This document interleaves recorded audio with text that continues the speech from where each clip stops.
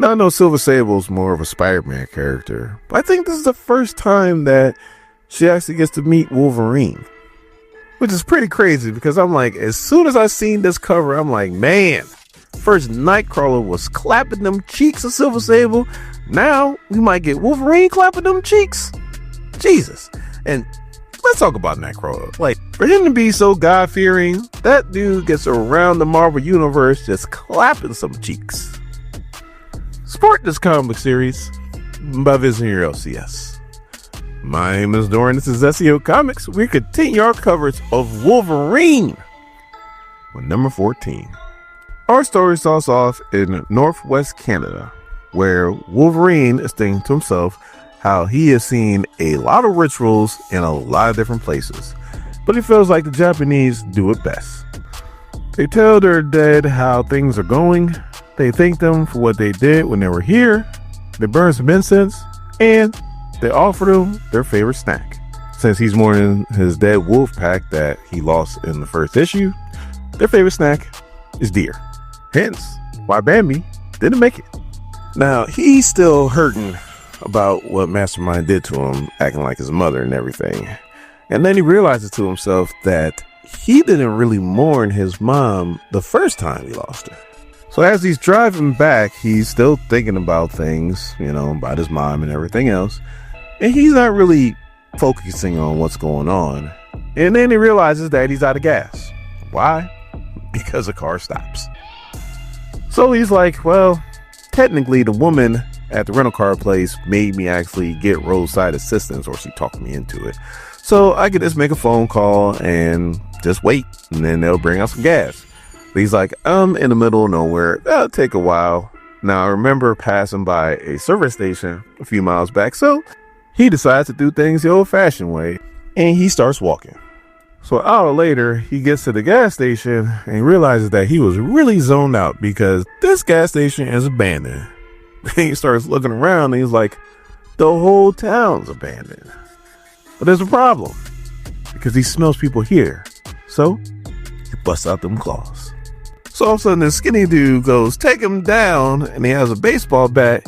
He goes to swing at Wolverine, and Wolverine just cuts the bat. And dude's like, well, what the hell, man? What we gonna do now?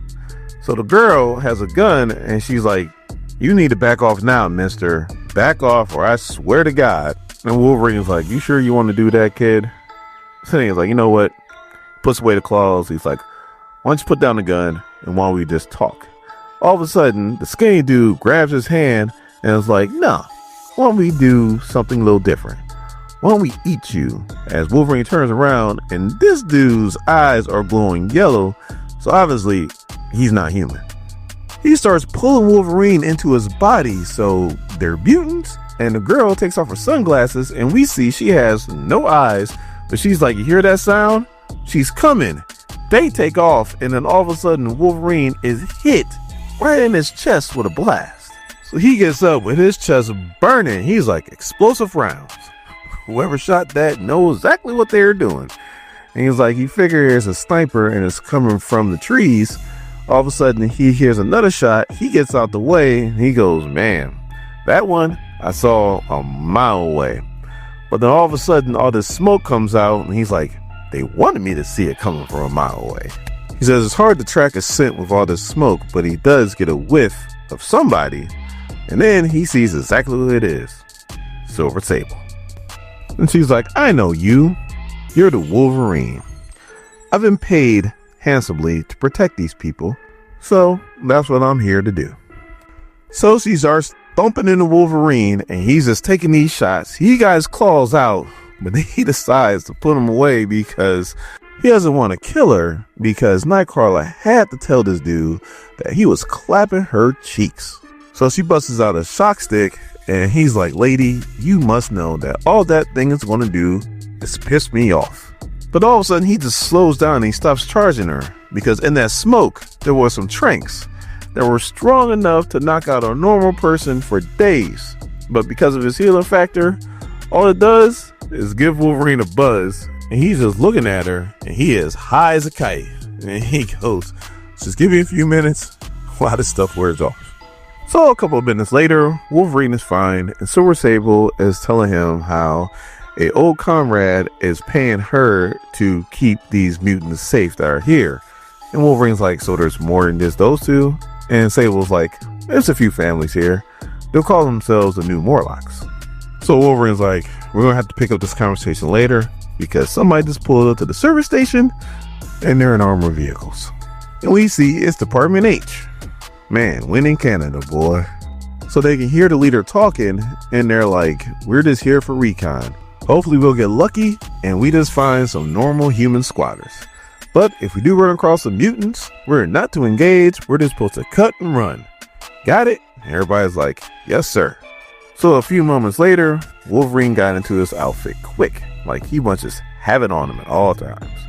And him and Silver Sable get down. They start taking these Apartment H dudes out. Wolverine is cutting somebody's rifle in half while Silver Sable is choking one out. Then we see Silver Sable hitting one with Trank Dart while Wolverine tackles another. Like, it's just not even a fight. But the one dude actually gets a drop on him and starts shooting. Sable gets out of the way. Wolverine takes the shots. Dude goes, wait, it's the f***ing Wolverine. He's here. F*** my life, as Wolverine tackles him and knocks the bejesus out of him. So the Wolverine's like, so I guess you should have listened to your boss and just cut and run. The dude is like, oh no, you gonna kill me? He goes, no, I'm not gonna kill you. I'll just put a big old target on this place. But I suggest you leave before I change my mind. So they start leaving and the dude's like, this ain't over. And Wolverine's like, yeah, I know the routine. So then the two mutants that attacked him before come out and then they're thanking him profusely. And then the girl with no eyes fully admits that she can't fight. So she's happy that Wolverine and Silver Sable were there to protect him. So then Silver Sable was like, so you sticking around? I can sure use some help, especially from you. And Wolverine's like, normally I would dip out by now, but because it was probably me who led those jokers here, I'll go ahead and stick around because I hate to not finish what I started. And he ain't fooling nobody. He's sticking around and clap them cheeks. So then we go to Department H and we see the dude that's reporting to his superior officer to let him know what happened. And we see it's the girl that Wolverine ran into and saw that she got promoted a while back. And she's like, so you ran to the Wolverine and you didn't cut and run. You decided to fight, huh? He tries to give an excuse and she's like, save it. I don't want to hear it. You made this a lot harder than what it needs to be. So she decides that she's going to call in the big guns. She hops on her cell phone and she tells them to send in Alpha Flight.